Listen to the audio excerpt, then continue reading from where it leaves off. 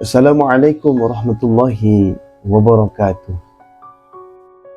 Alhamdulillah hamdan wa syukran lillah, salatan wa salaman ala rasulillah wa ala alihi wa sahbihi wa mawalah, wa la hawla wa la quwwata illa billah. Faqala ta'ala, a'udhu billahi minasyaitanir rajim. Qalu subhanaka la ilma lana illa ma 'allamtana innaka antal alimul hakim. Sadaqallahul azim. Tuan-tuan perempuan dimanapun anda berada, yang insya-Allah kita semuanya hamba yang dimuliakan Allah Subhanahu wa taala.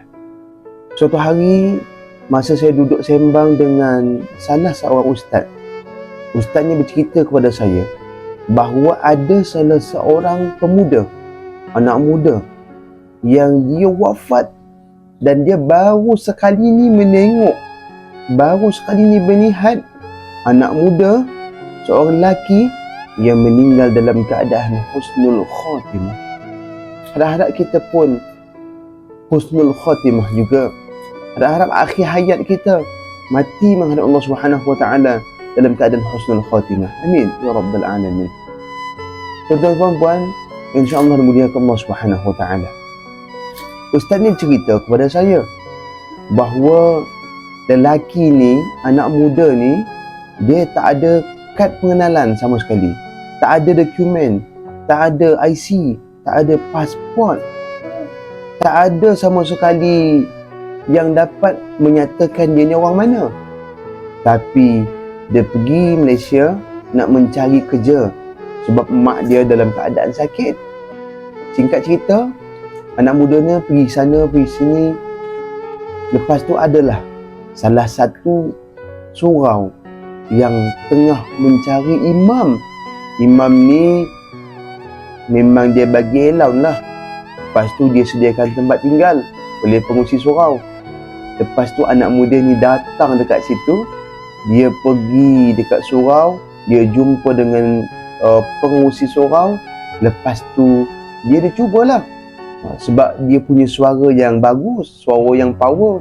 Lepas tu pengurusi surau pun kata, awak boleh kami terima dengan syarat kad pengenalan, IC atau pasport bolehlah tunjuk dekat kita sebagai petinggal, sebagai dokumen yang akan kita simpan dekat surau ni. Singkat cerita, dia tak ada sama sekali menunjukkan kad pengenalan, dia tak ada menunjukkan IC dia, dia tak ada menunjukkan pasport dia. Lepas tu pihak surau berkata, kalau macam ni manalah boleh kami terima awak sebagai imam dekat sini, walaupun awak punya suara yang okey. Lepas tu adalah salah seorang datuk yang dia menjadi jemaah tetap dekat surau tu, berkata, saya yang akan jamin dia, saya yang akan menggaji dia, saya akan bagi allowance dia tiap bulan, bukan surau. Alhamdulillah, dengan kerendahan hati datuk ni, dia orang kaya, datuk dermawan pula, baik pula dengan orang-orang. Lepas tu anak muda ni menjadi imam tetaplah dekat situ. Singkat cerita, sebulan, 2 bulan, 3 bulan dia menjadi imam dekat surau tu. Sampailah bulan kelima. Bulan kelima dia jatuh sakit. Bila dia jatuh sakit, datuk ni kata bawa dia dekat hospital. Bila dekat hospital dah sampai, semua masuk ke dalam ruang tempat anak muda ni berubat. Singkat cerita, 2 minggu tak baik-baik penyakit anak muda ni tadi, tak sembuh-sembuh juga. Lepas tu singkat cerita, Allah Subhanahu wa taala tarik nyawa dia, pendek umur dia. Lepas tu dia berpulanglah kembali kepada Allah Subhanahu wa taala. Tapi pihak hospital berkata, anak muda ni tak boleh dibawa, nak bawa balik ke rumah kalau ahli keluarga dia tak jemput dia, tak ambil dia. Kalau ahli keluarga ni tak datang mengambil mayat ni, apa yang berlaku? Mayat ni tinggal dekat hospital, diletaklah dekat bilik mayat, diletaklah dekat peti ais sebulan. 2 bulan sampai 3 bulan mayatnya berada dalam peti ais.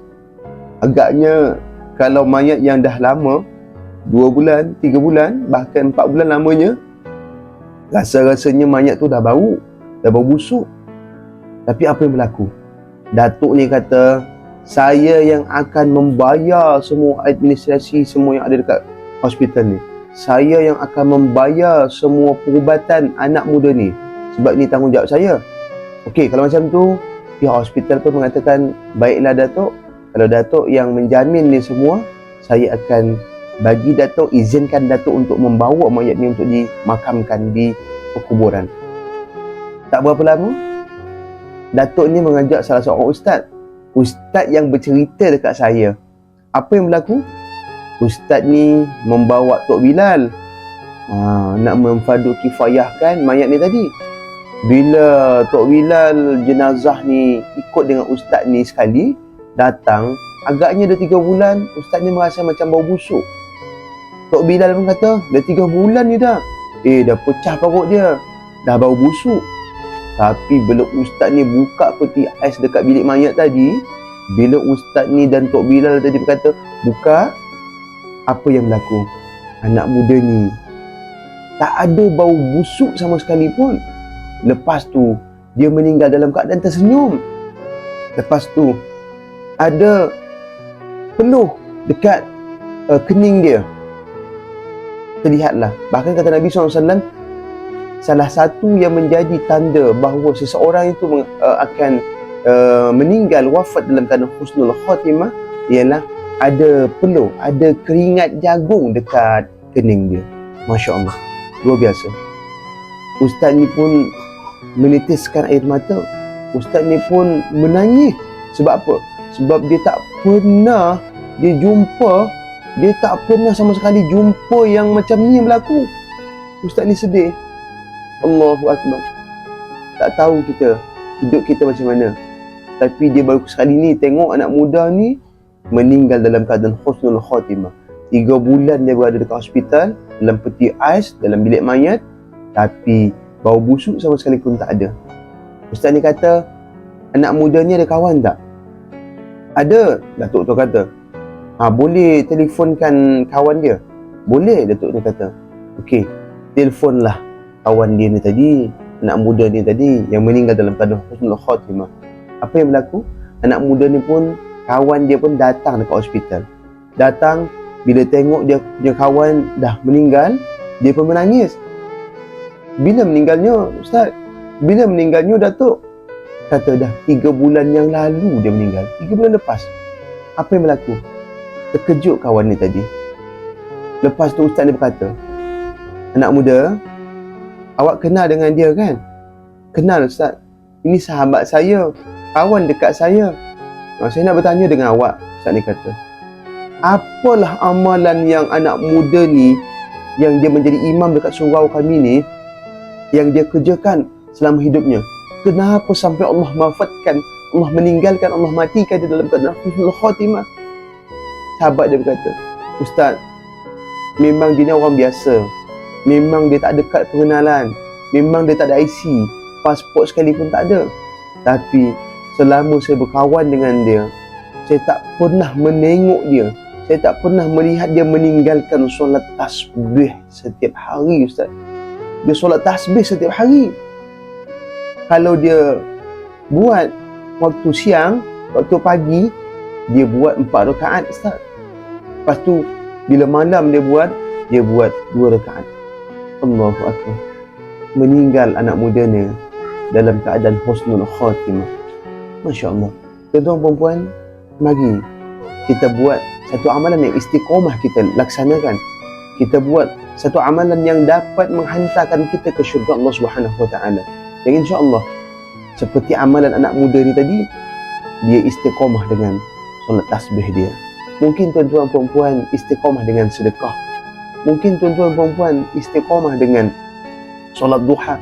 Mungkin tuan-tuan perempuan istiqomah dengan baca Quran. InsyaAllah, dengan amalan-amalan inilah yang nantinya akan menghantarkan kita ke dalam syurga Allah Subhanahu Wa Taala. Barangkali inilah kisah yang sedikit kita ambil iktibar, kita ambil pelajaran, pengajaran bahawa kita pun boleh buat amalan macam anak muda yang cerita yang saya ceritakan tadi. Kisah ni adalah kisah nyata, cerita ni cerita nyata. InsyaAllah, mudah-mudahan, harap-harap kita berdoa kepada Allah Subhanahu Wa Taala, kita meninggal dalam keadaan husnul khatimah. Demikian, Assalamualaikum warahmatullahi wabarakatuh.